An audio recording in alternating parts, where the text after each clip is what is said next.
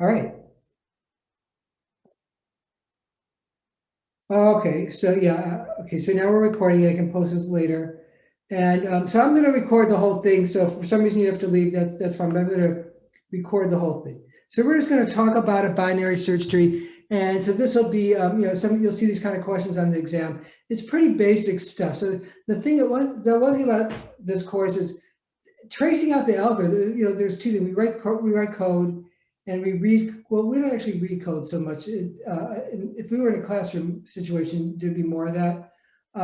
We write code, and that's probably the hardest part. And then we kind of trace through these, demonstrate our knowledge of the algorithm by tracing through it. I think that's maybe one of the easier things because you don't really have to know how to code to do that.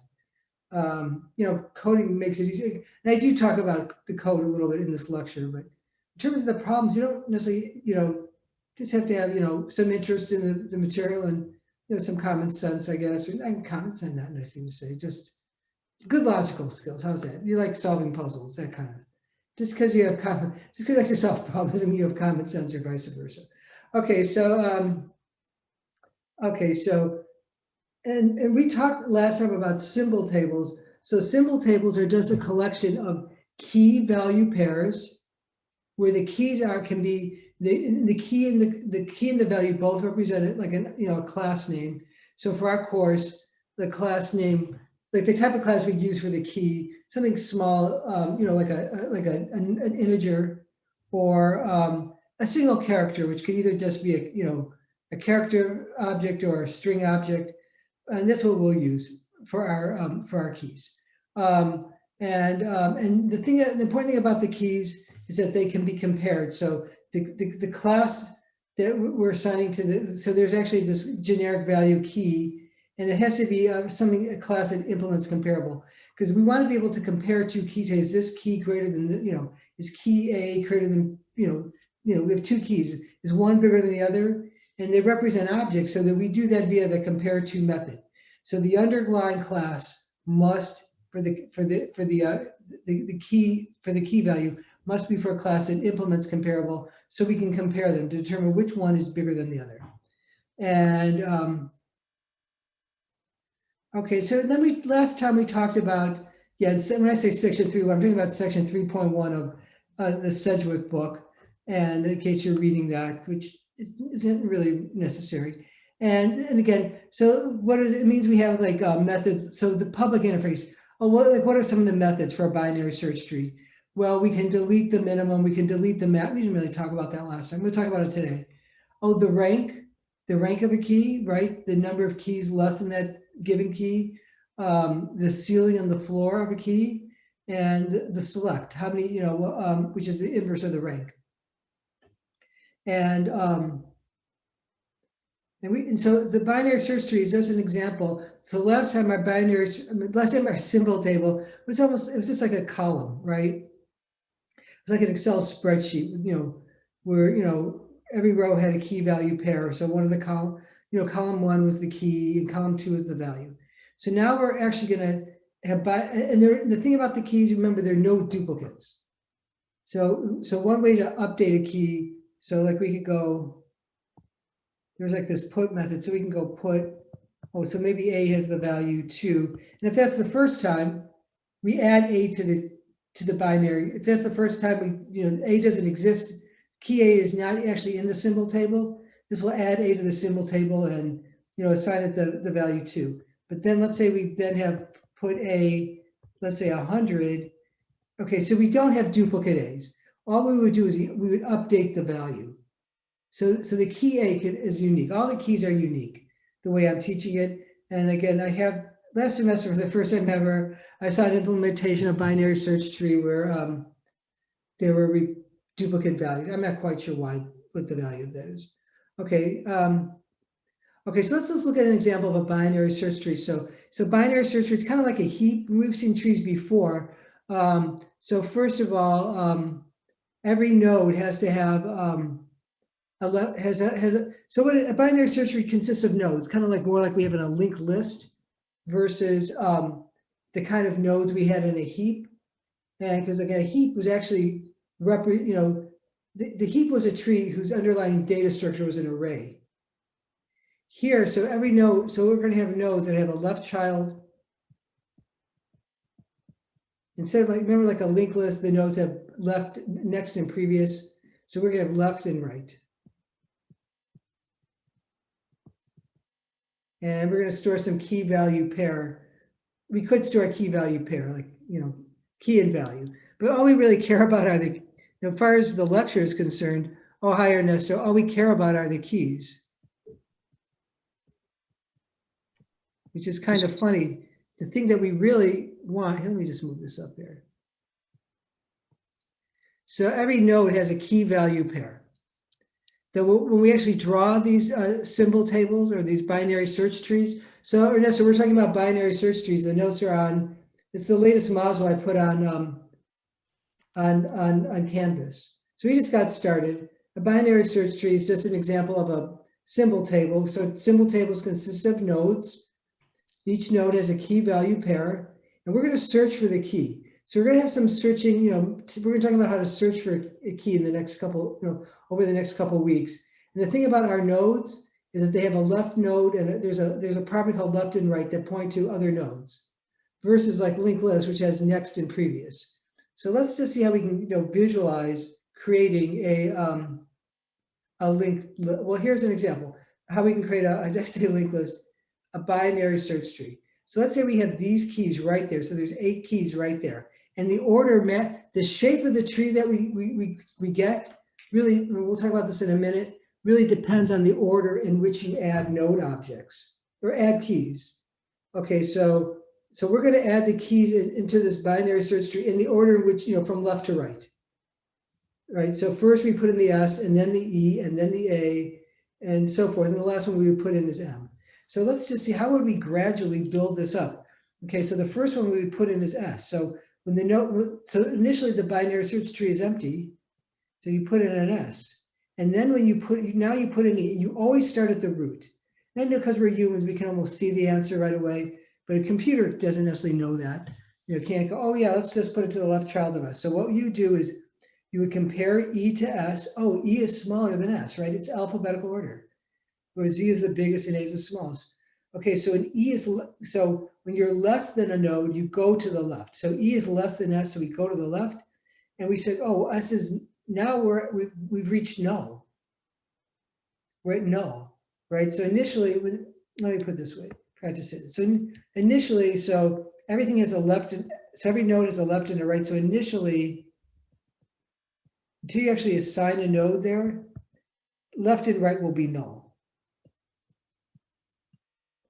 Okay, so now we're putting the E in. Okay, well, E is, okay, so E is greater than S, and then we ask ourselves, is S left is null. E is less than S, and E is less than S, and S left is null. So just insert E directly to the left of S.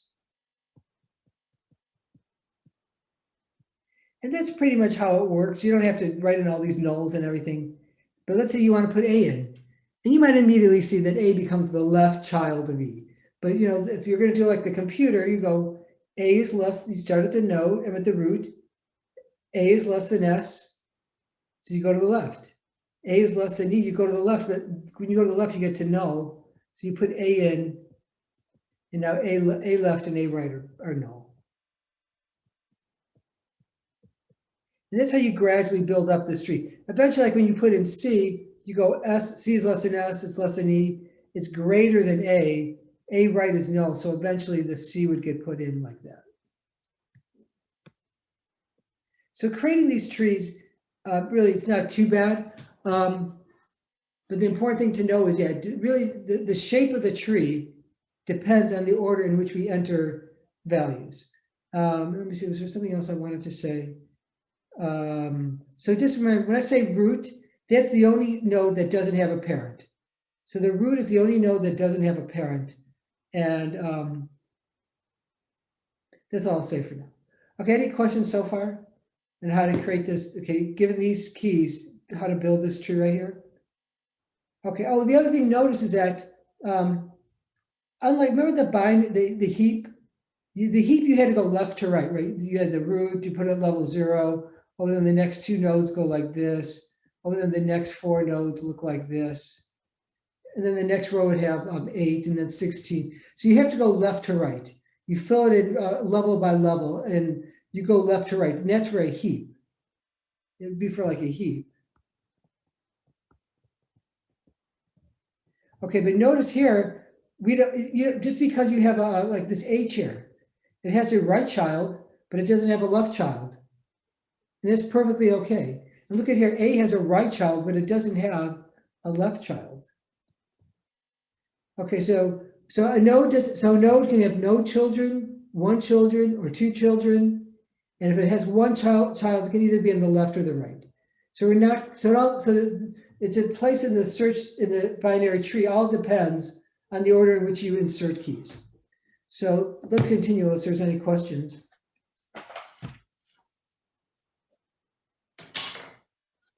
Okay, so let's see, I think the next slide's really very interesting.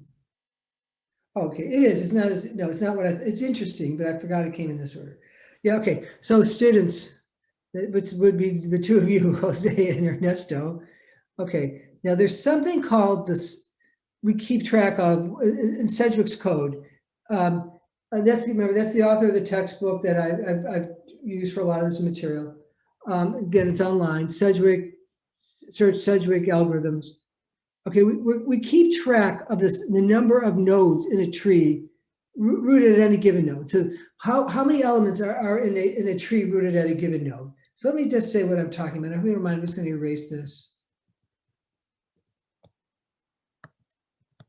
Okay, so if my entire tree was just C, well, that tree would have 1 node. So I'm just going to put out like a subscript 1, meaning the size is 1. And so all the nodes that have no children, the size is 1, right? The tree rooted at Z just has 1. And these are called, actually, if you have no children, that's called leaf nodes, when both your children are null. Like Z is a leaf node because its left and right child are null. Yeah, null, null. So that's a leaf node.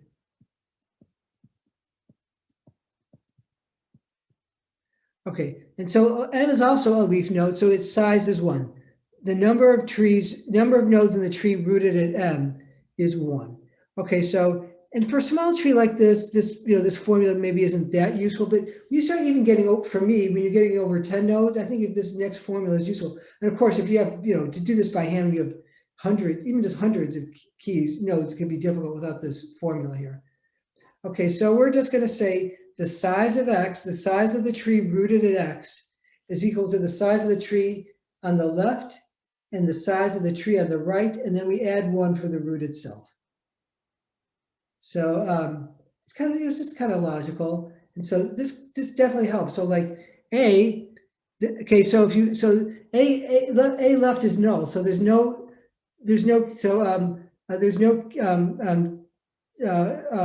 a tree to the right of A. Okay, so the size of A left is 0, right? The size of a tree whose root is null is 0.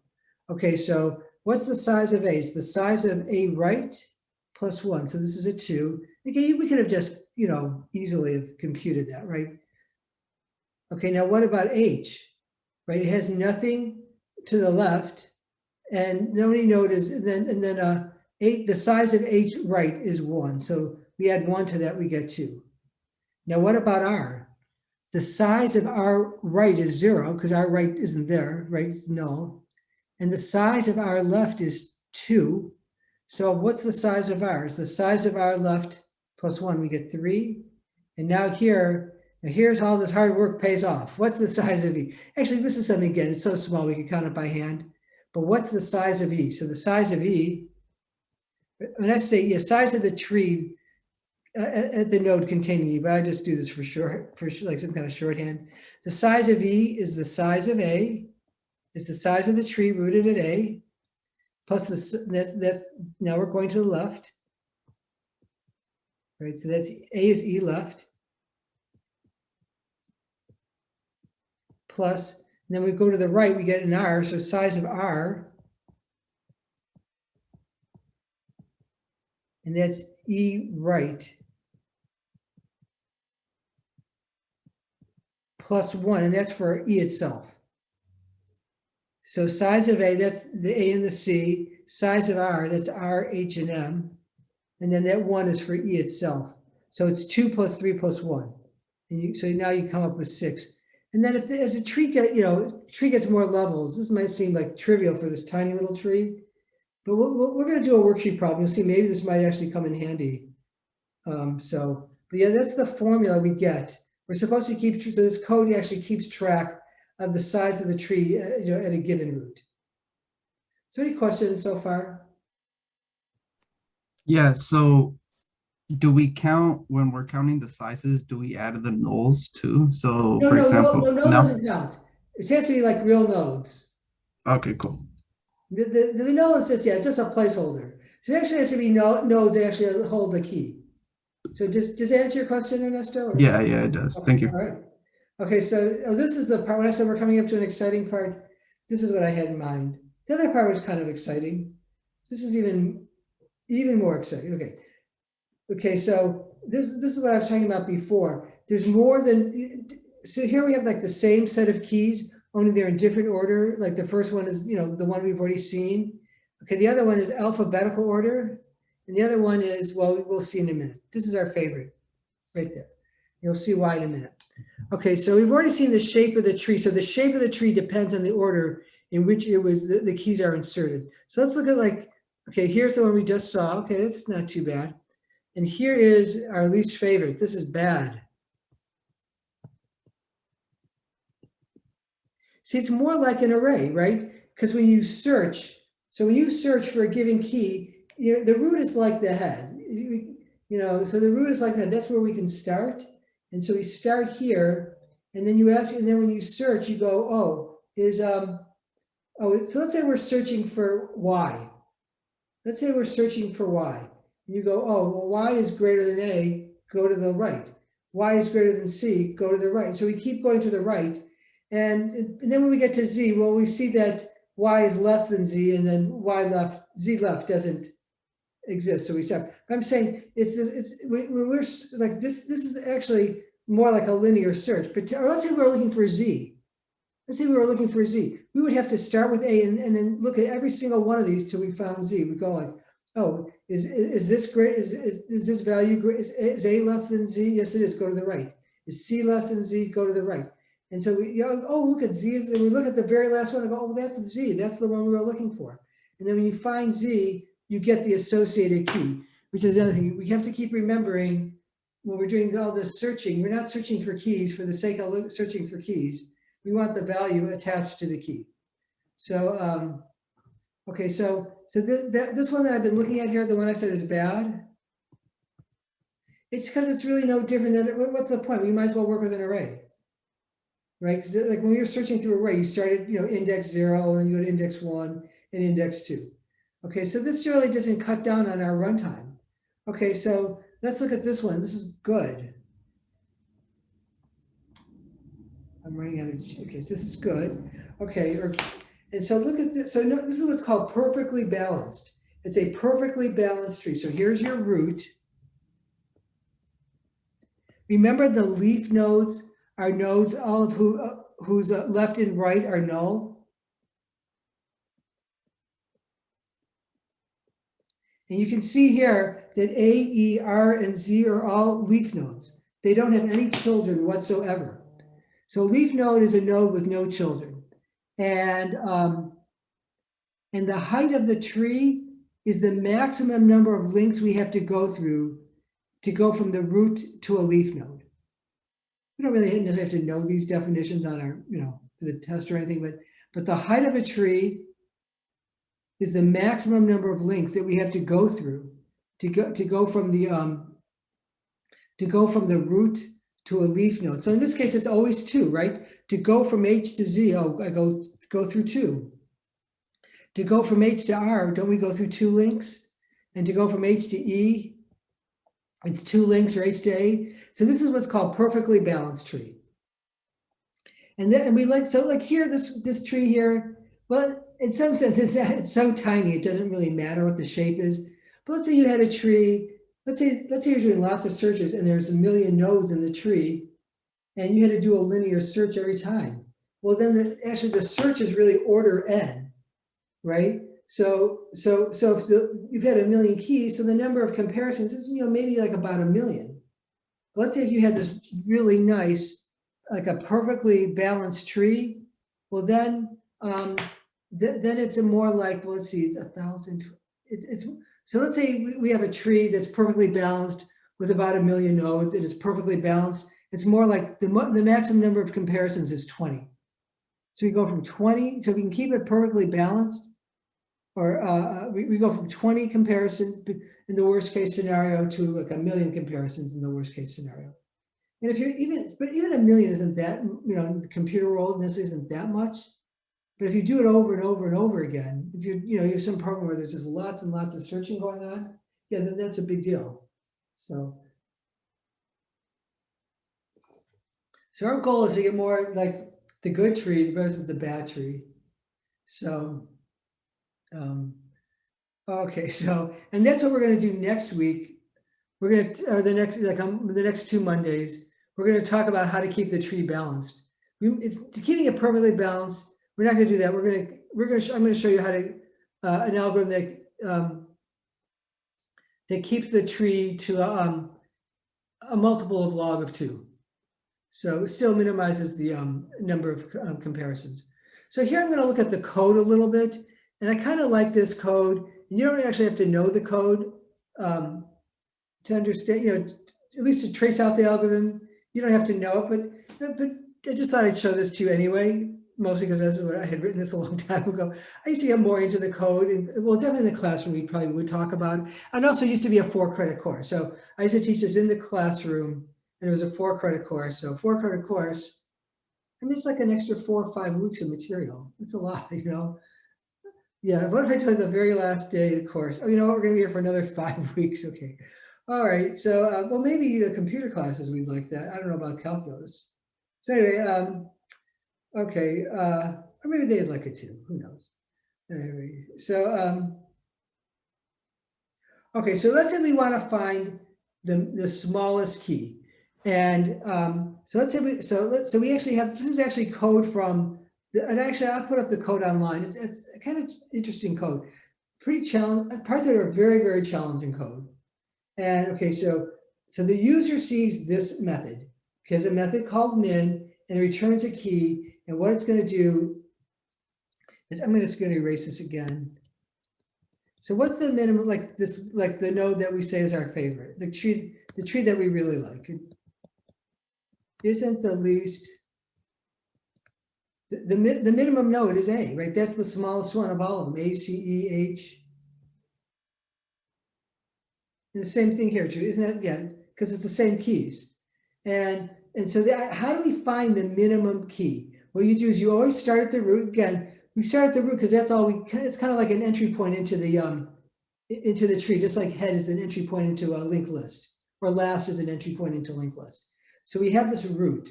We actually have this variable called root that tells us gives us a reference to the root node. Okay, so what you do is you start at the root and you keep going all the way to the left until you can't go anywhere. Remember, our goal is to find the smallest key. So every time we go to the left, we're getting a little bit smaller. And so let's say you get to A. If there's something smaller than A, it would be to the left of A. Right? If there's something smaller than A, anything to the right of A is bigger than A.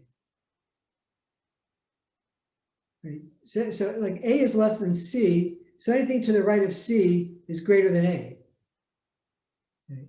Okay, so A is the last one on the left. So you start at 8 and you go all the way to the left, and you're guaranteed to get the minimum key. And that's the same thing for maximum key. You start at the root and you go all the way to the right until you can't go anywhere, until you actually hit a null value, right? Because A left is null, right? Okay, so now let's just see how we can actually get that key. Okay, and it uses actually a little bit of recursion.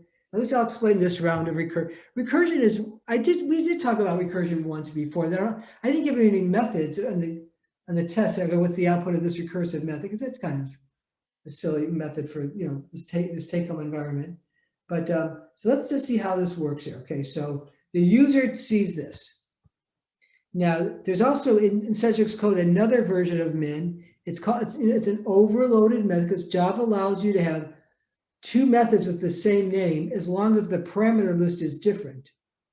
So here it's min empty set of parentheses. Here it's min node x, where node is a key, is a node in the tree.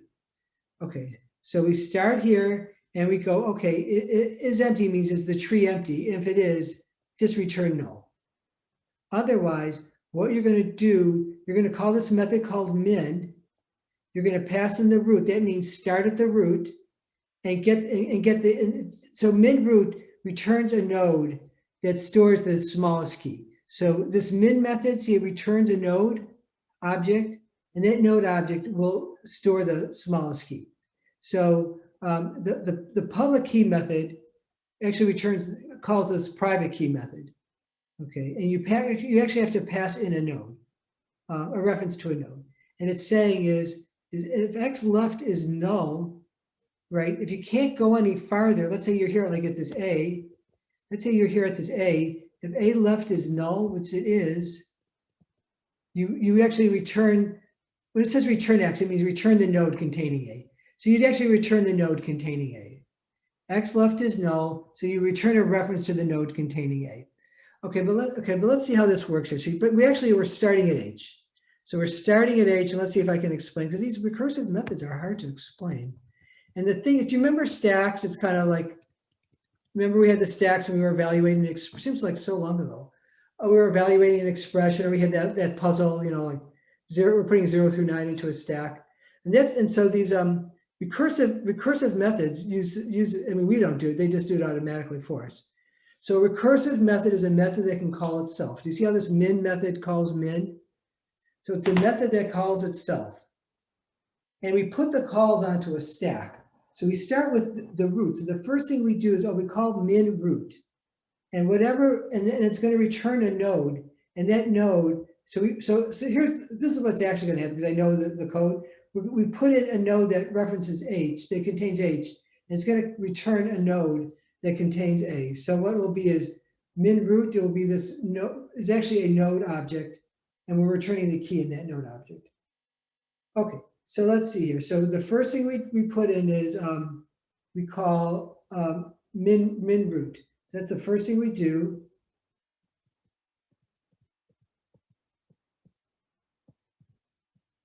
And then now min root, okay, now we put in the H, and it says, oh, H left, is X left equal to null? And it's not, there's a C there. There's a C there. So what I'm going to call, I'm going to reference, so it's actually, you're actually passing in a node object, but I'm going to call min, I'm just going to call it min C, and that means pass in the node that stores C. Because isn't that what this does? If X left is, oh, where am I? Yeah, if X left is null, return X. So this is the stopping condition. Is the left child null, then just return the latest node.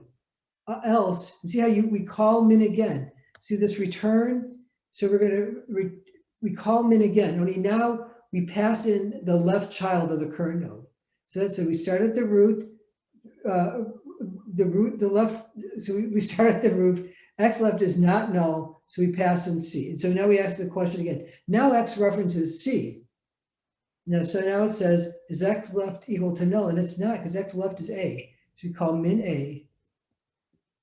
And so now what's happened is we called min 3 different times. We've passed in 3 different arguments to it. And so what happens, it gets put on a stack, and it's just until we execute one of these return statements, it just kind of is suspended. Of course, it's so fast that we couldn't possibly, wait. We got to wait a second before this, recursive method return. It's more like, God knows, I don't know, fraction, something so tiny we can't measure it. You and I can't measure it. It can be measured, but you and I can't measure it. We don't have those kind of instruments. Okay. So we get to min A. So finally, we call min A, and it says, if A left is null, right? It is null. Okay, so what do? We return the node. So what do we return? We return the node containing A, right? Isn't that what it says? if X left is null, return the node containing A. Okay, so then we go back to, okay, so we're done with calling min A. So now let's finish. You know, we had called in mid C, we had called in min C, right? Okay, and we passed in actually min A. Min C calls min A. So now we're going back there and says return. Okay, so what happened? So what did X? So when X was C, so min C returns the same as min C dot left. So this also returns A. Okay, so we're done with this. So now we're going to finish off min root, right? Okay, so so we call min root, and so that's going to return the same as root dot left, and root dot left was C, so it returns A. So this code here, this recursive method, it returns a reference to the node containing A. And it sounds like a lot. If you're interested in recursion, this is a pretty good method. This is probably one of the easier ones, and I do think recursion is really can be very, very hard to follow these recursive methods, because you have to ask yourself, which level are you at? So like when we called min C, X was C and X left was A. But then when we called min A, X was A, right?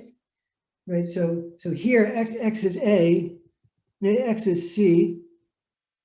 Let me do that again. So we call min C, X is C, and X left is A. But then you call min A, X is now A. And according to X left is null. I'll just put an N there. So that's really these recursive methods. When you look at these variables, like what level are you talking about here? Okay, so because in this case, X left will actually be X in the next call to the recursive method. So these recursive methods are pretty tricky. So as far as they go, this is probably one of the, I think, easier in terms of being a practical recursive method, and not because like in Mathlab 3140, you come up with like these kind of toy problems just to test recursion. Right? Here's a practical recursive method.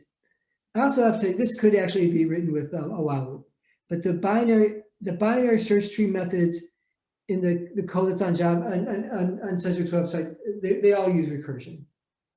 And some of the hardest code I've ever seen. So, so is it okay to go on? And we're going to do the next. Now we're going to talk about delete min. So let me demonstrate delete min. And again, we're going to use recursion. And now it gets a little harder for me to explain because it's a little bit more complex. Because I do think recursive methods, again, it's hard.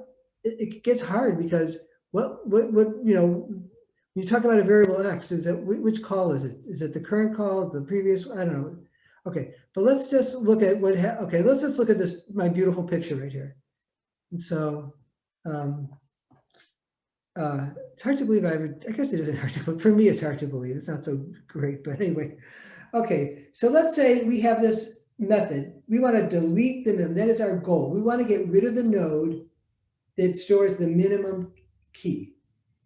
Now, the minimum key will only have one child at most. It might have no children, right? So, like here, the right child of A is C. We don't, there's no reason why A has to have a right child. But because we know it's the minimum node because we go all the way to the left and A left is null, right? If there's anything smaller than A, it would be to the left of A. But there is, but A left is null. So we want to get rid of that node containing A. And the way we do it, if we're just, if we're just tracing it out by hand, what would happen is you'd redraw the tree, the A would go away, and what would happen is A right would become the left child of E, or E left A right is assigned to E left. And the thing is, see here, you still have a bind. When we did that, so we got rid of A, we made C and it just, there can even be C can even have a child too. It could go like, it would look like that. So you just basically move C up to take A's place. And we could do that because A had a right child, but it didn't have a left child. Okay, I guess the problem would be, what if A had two children, a left and a right? Then what happens when you delete it? Well, we do have an answer to that question. It's the finale of today's lecture. Okay, so okay, so so that's what, so, and deleting the max isn't that hard either, because you just redraw the tree and what was the left child of max, this moves up to be the child of S. So like, let's say if you had a Y here and you deleted Z, let's say you had a Y, you deleted Z, then it would just be S, Y like that. Okay, so to delete the min, you just redraw the tree without the A, and the right child of A becomes the left child of E. So it's really not too bad. So let's actually look at the code here. And this is what the user, just stop me anytime you have a question. This is what the user sees. It sees this method called delete min. And so as far as the user is concerned, okay, I'm going to get rid of that I'm going to get rid of that node that contains the minimum. I'm going to get rid of the node that contains the minimum key, which means that the size of the tree goes down by 1. And let's see, it does, and it kind of does that same thing that kind of uses this trick that Cedric does a lot. So he's going to call an overloaded method. The more I talk to it, the harder it is for me. Where it's going to call an overloaded method, right? So it's going to call another version of delete min. Only this time, right, it has a different parameter list. That's perfectly legitimate in Java. It's all, because remember, Java will look at the the name of the method and the parameter list. That's how it identifies a method. Just doesn't do it by the method name itself. Okay, and as long as if the names are the same, but the parameter lists are unique, and I don't care what the variable names are, but if the order of the parameters are unique, then as far as the Java compiler is concerned, there are actually 2 different methods. Okay, so let's start here. So we're good. Okay, so I'm the user, and I decided I'm really tired of having A in my binary search tree. Like I don't want this A in here anymore. I want C to be the smallest. I want C to be the smallest element in my tree. Okay, so I call delete min, and what does delete min do? It calls the second version of delete min, and it passes in a reference to the root. See, delete min is going to delete the minimum of the tree rooted at X. Okay, and so look what it's saying. If X left, we're eventually going to get to this. If X left is null, return X right. Okay, and so okay, this is our stopping condition. This is the stopping condition. X left equals null means we've actually found the node that contains the smallest key. You return X right. Otherwise, it's a recursive method. So you call delete min again, and then X left will be the node returned from delete min. And then you resize the tree. So let's see if we can actually try this. I'll do my best here. Okay, so let me draw this. So it was, let's say we want to get rid of, which one did I say we want to get rid of A? So let's just look at the left side of the tree. And I'm going to assume it looks like this. Okay, so make it a little bit different. H, C, let me make it a little bit bigger. So let's say H, C, A, maybe put something on the right of H. Let's say there's a B here. There's a right child of A, we'll call it B. And what was the right child? Does C actually have a right child? Let's say E. It doesn't really matter. Where am I? E. So this is just a little slightly different than the tree we had above. And I want to go delete min. I want to get rid of that tree containing A. And I want to get rid of the node containing A. Okay, so we go delete min. So the first thing we do, this method does, and the root is H. So we go delete.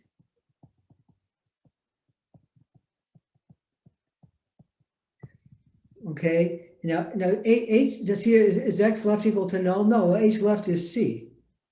Okay, so we forget about that for a while. And then we go, well, no, we've actually done this part here. So now we call it delete min, and X left is C. So I'm using these letters to mean the node that the key is contained in. Okay, so here we've got a visitor. Okay, so I think I found a way to keep her quiet when I have this cat toy in one hand and I'm talking to the other. So Okay, so delete min. Okay, so now we have to call. Okay, so we start at H. H left is not null, right? Okay, so we go to the next statement. Now we call delete min again. Only now we're passing X left, so we call delete min. We're going to pass in C because that's the left child of. That's the node that contains the left child of H. Okay, so then remember so now we have to go back up here again. Only now X was H before, first X was H, now X is C. Okay, and we go, oh, is X left? No, well, X left is A, so no. Okay, so we go on to the next call to delete min, and we pass in delete min A. So now X is A. And these other two calls, we're not done with them, right? Because we actually, for either of those calls, we haven't done this statement right here. Okay, we haven't done that. We haven't updated the size of the tree. Okay, but now we have delete min A. X left is null, right? So X left is null. Isn't that what this is saying? If X left is null, so X is A, right? X left is null, right? There's nothing here. Maybe I won't put the N. It's not an N, it's null. Okay, so X left is null. We return the node, we return X right. So we return this node on the right. Okay, so I'm just going to call it B. When I say that means the node containing B. So we're going to return B. And now we're done with this call to delete. Are we? Yeah, because this has multiple return statements in it. Okay, so we return B. We're done. So now we go back to delete min C. Okay, and so delete min C returned B. So X left. So now X is now C again, and X left is B. So this assigns X C left is now B.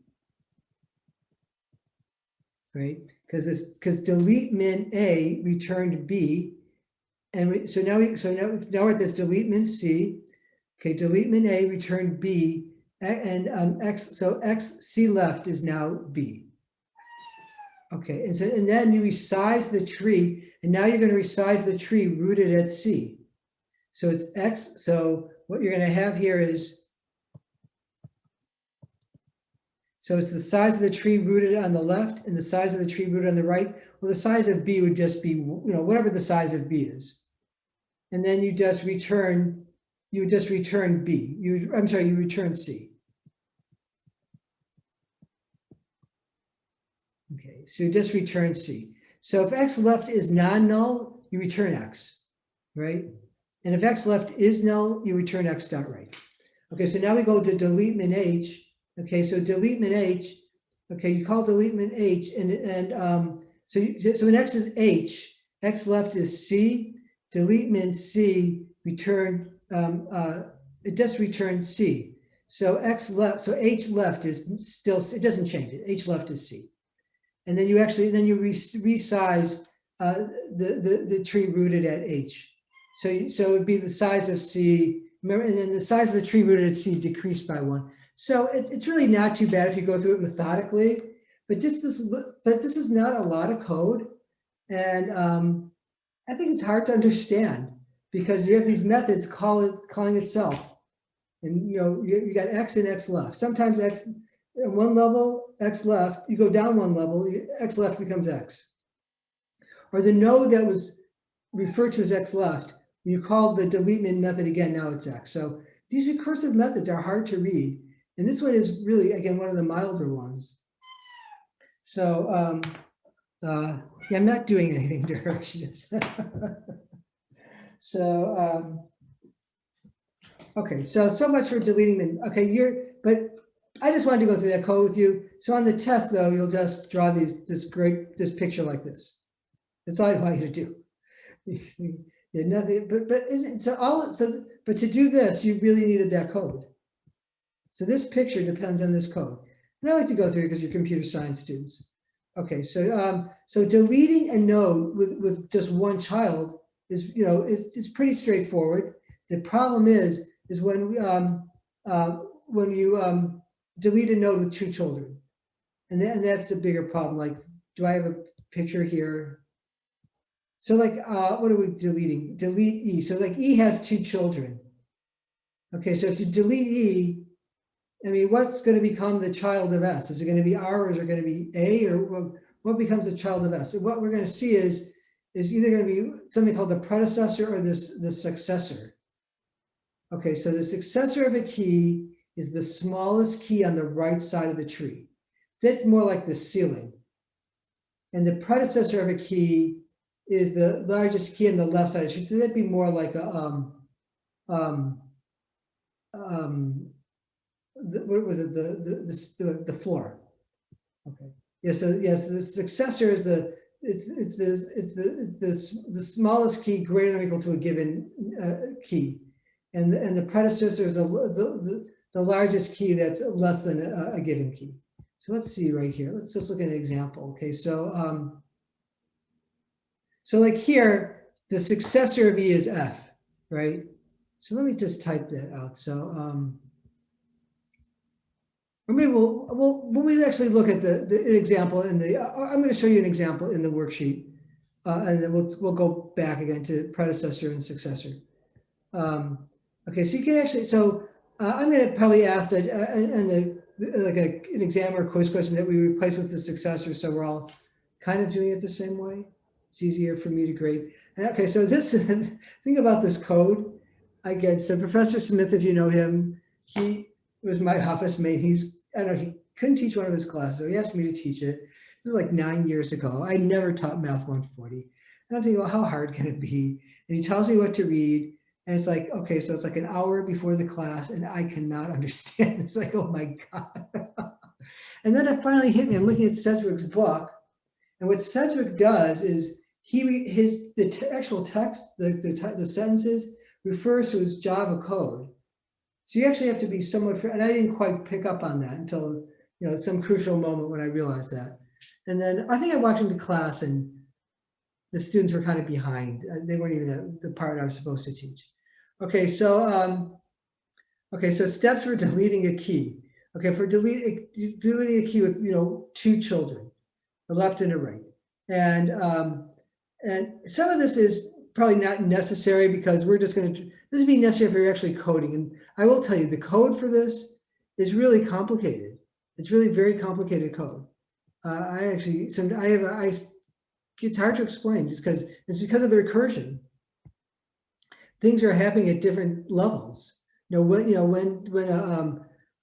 things are being updated, it's really kind of not always that easy to explain. Okay, so let's say this is our goal, delete E. E has 2 children, A and R. So what we're going to do is we're going to replace E with the successor of E. So basically, let me see if we do this blue. And I have a worksheet kind of easier for us to look at. So let's just go to the right of E. The tree so let's go the tree rooted at E right. We start at E and we just go 1 link to the right. And so we have this tree rooted at E right. Those are all the keys in this tree that are greater than E. I should say that the S, the E and the S are greater than E2, but less than S, but in between E and S, let's put it that way. Okay, so, okay, so these are all the keys that are in between E and S. And we want to find the smallest of those. But I'll say it one more time. These are the trees. If we just look at the tree rooted at E, let me just draw one more picture here. Red. How about this? Let's just blue again. So let's say all we cared about was the tree rooted at E. The tree rooted at R are all the keys greater than E. And the tree rooted at A are the keys less than E. So let's say all we care about is the tree rooted at E. And we want to find the smallest key on the right side. So you start at E, you go 1 to the right, that gives you the tree rooted at E right. And then you want to find the minimum. Remember you just go all the way to the left? So to find the successor of E, you go 1 to the right and then go all the way to the left and you're going to find an F. And basically what happens then is, okay, so we're going to delete E. So you save E in some node variable called T. and then you save min E right. So min E right is that node that contains F, and you store it in some node variable called X, I'm sorry. Then you delete min E right. Remember when you delete a minimum key, the G would become the left child of R. Okay, and then X left, and then so remember we saved F, the node containing F and X. X left is E right, and X right is X left is E left, and X right is E right. So X left will become A, X right will be assigned R, and then the parent of the node that pointed to T will now point to X. And if you look at the code, it's very hard. But actually to draw it is not so bad. So why don't we look at an example in the worksheet? Let's look at it, unless there's questions here. Let's just look at this quiz. Then we can also see what the quizzes kind of look like, I guess. So it seems to be, so for this binary search tree part, the harder part comes when you talk about balanced binary trees. Even then, it's not so bad. Let's look at this. Should we look? I'll tell you. Let's look at, well, that's actually not part of tonight's lecture. How about, let's just look at the quiz here. And then we'll actually look at the type solution in a minute. Okay, so draw the binary search tree that, that results from inserting the keys G, blah, blah, blah, all the way into that order, G, D, B, M, B. So what all you would do is, and it's kind of hard to draw these trees, and it's not that hard, but you want to make sure you have enough room, and you want the keys that are smaller than G to be the left. And so, when there's a lot of keys, we kind of have to kind of think ahead of time. But so basically all you would do is you just go like G and then D. Let me do this in a different color.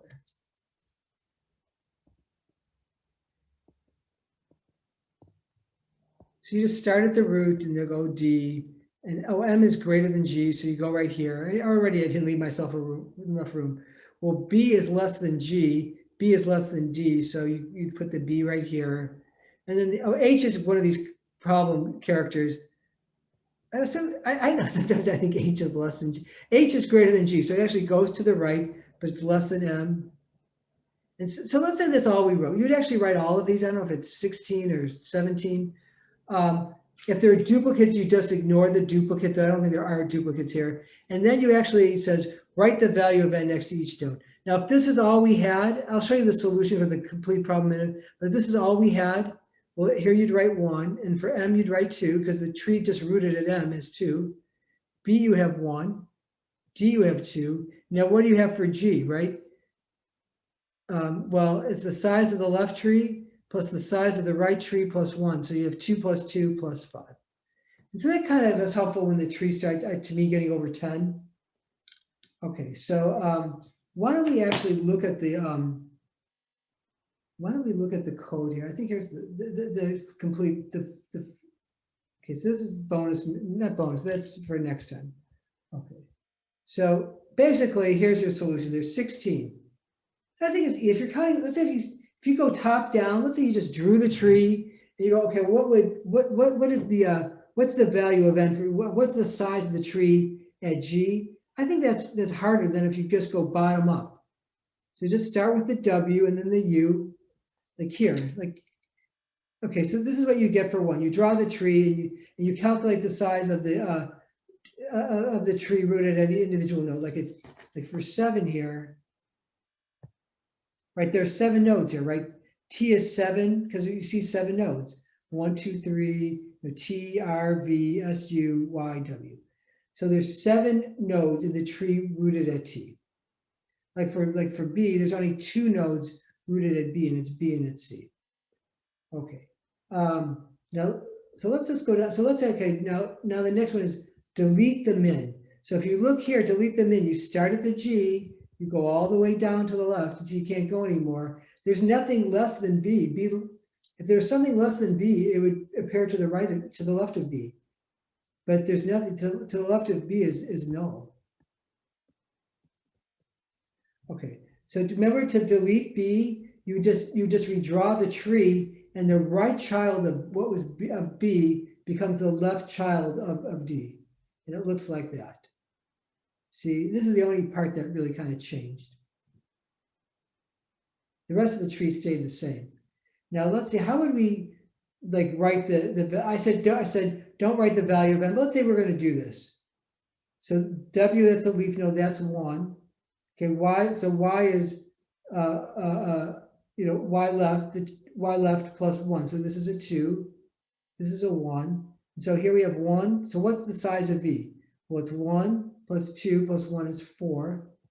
See, if you go bottom up, I think it's easier. So I is 1, J is 2, K is 3. Well, this is kind of, so H is 4. Okay, what about, so S is 1 and the R is 2. So what about the T then? If we actually just consider this part of the tree, it gets small enough, we could just kind of, look at it, but we know that it's the size of R, plus, which is 2, the size of V, which is 4, and then we have to add on 1 for T itself. So it's 2 plus 4 plus 1 is 7. Now what about the size of M? If you did everything right, it's the size of H plus the size of T. 4 plus 7, you have to add 1, you get 12. This is 1 and this is 2. What about G? Size of D, which is 2, plus the size of M, which is 12. So it's 2 plus 12, which is 14, you get 15. So I think going bottom up is just easier than if we had said, okay, we started from G. I think it'd be easier to make a mistake like G, D, M. I don't know. I know I make mistakes and I skip over 1 or I double count something. So any question about how to actually draw the original tree? Again, we go left to right. We started G. The leftmost is our root. Okay, and then we go from left to right when we create the tree. Because remember, the shape depends on the order in which we add values. Yeah, I have a question, Professor. So I'm kind of confused. So if I have, so can you go a little up to the number 1? Right. Okay. So we have, yeah. So so it says draw the binary search tree that results in inserting the keys GDM, blah, blah, blah, right? So when I'm drawing the tree, I do the G first, obviously, because it's the first, and then G is greater than D, so, or no, D is less than G, so I put that on the left, right? Absolutely. And then M is greater than G, so I put that in the right side. Absolutely. And then I go B is less than, or I mean, G is greater than B, so then I put that underneath the D, right? Yeah, so the B is less than G, so you go to the left, and then you go, well, B is less than D, so you go to the left again. Oh, so we go B is less than D, not G? Well, what's going to happen is when you put the B in, so let's say when you put the B in, this is what your tree looks like. You're going to have a G, in there. Let me change colors. So let's say we want to put the B in. So we already have 3 keys in, right? We have G, and then we have D, and then we have M, right? Mm-hmm. And now we want to put the B in. And, I think maybe at some point you'll be able to go fast enough. Okay, so it's going to have to be one of these leaf nodes, but there's going to have to be the left child of D. But you start at the G, because you always start at the root. If you start at the root, so you go, okay, well, B is less than G. So now let's go to the left. Okay, what's the left? So now the key is D. B is less than D, so we put the B right here. Now, what about H? H is greater than G, isn't it right? E, F, I have the alphabet right here. Okay, H is greater than G. Okay, so that's what you want to put, because H would be the next one. So H is greater than G, you go to the right. H is less than M, you go to the left. Oh, okay. And then T is greater than G and greater than M, so it goes to the right. Right. Now you have to be careful because the next one you'd put the C in and then a K in. So like the C would actually go the right child of B, right? C is less than G, less than D, but greater than B. And then the K is greater than G, but less than M, but greater than H. So your K would go here. You're right. Now the T is greater than G, T is greater than M. Is that what you're saying? Yeah. Okay, that makes sense. Does that help? Okay. Cool. Yeah. So as long as we're methodical about it, as long as we're not going fast, we don't mess up the alphabet. Okay, which is easy to do. Now okay, so we did the, okay, so we did this. We did the delete min, right? So we deleted, okay, yeah, so we deleted B, right? We deleted B. The whole point of problem 2 is to delete the min. So we deleted B, and the only thing that changed from the original tree was right here, right? So C became the child of D, right? So so this is gone. So we delete. Number 2, delete B.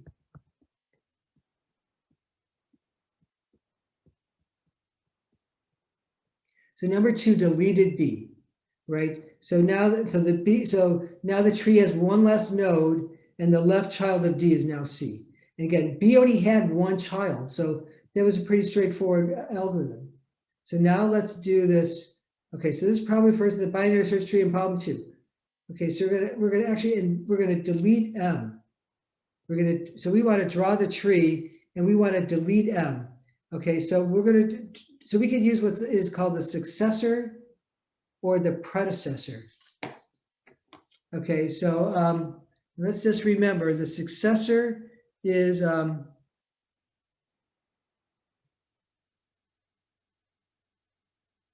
remember the successor of a key equals the smallest key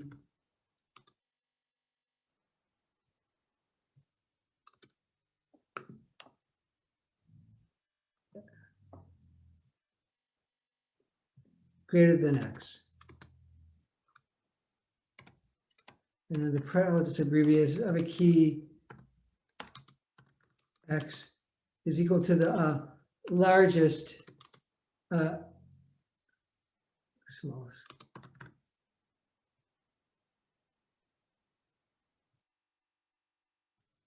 Sorry here, just having a little bit of a hard time with this key less than X. Okay. So successor of a key X is the smallest key greater than X. And so it's kind of like a ceiling. And the predecessor of a key is the largest key less than X. So it's more like a floor. So let me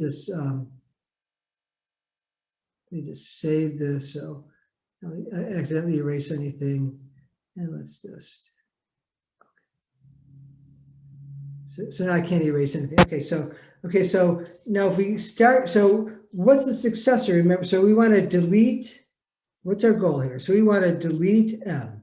We want to get rid of this. See how M has, sorry, do you see how M has two children, H and T.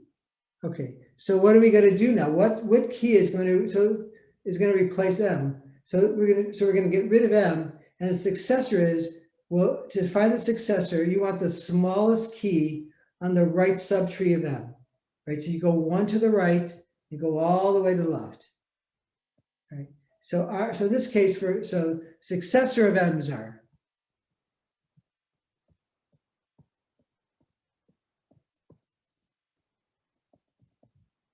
Right, it's the smallest key on the right subtree of M.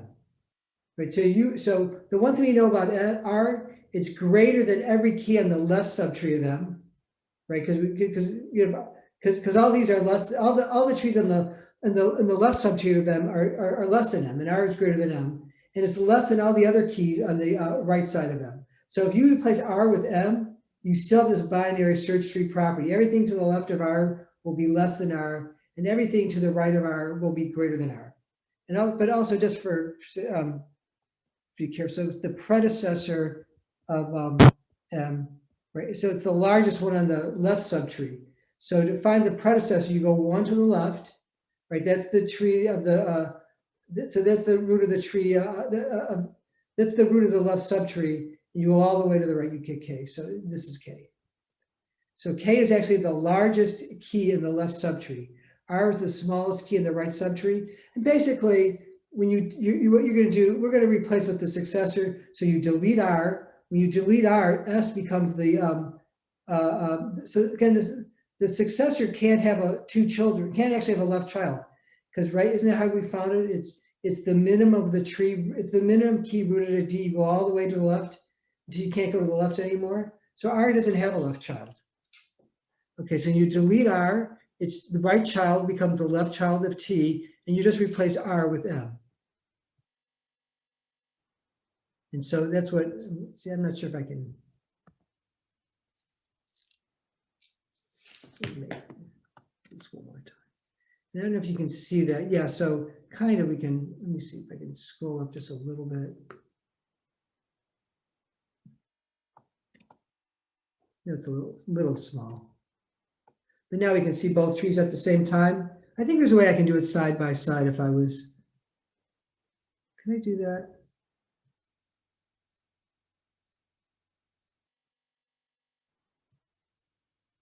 Yeah, there we go. Okay, so I actually know how to do something. Okay, yeah, so here, yeah, so we want to delete M, right? So we wanted to delete M. And so what happens is that where we had M, we deleted R. Okay, we placed M with R.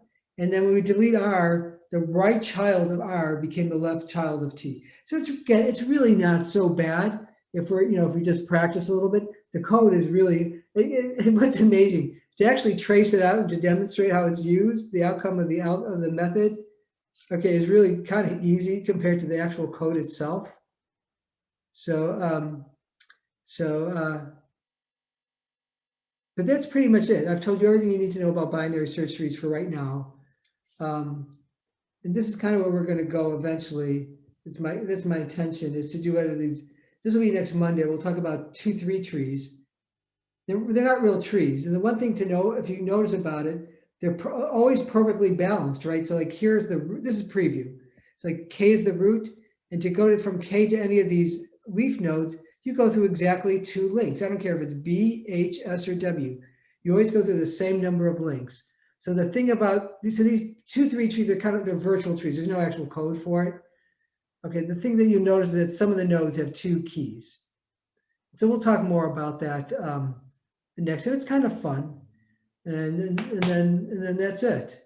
But do you have any questions right now, Jose? I'll look at your solution, and then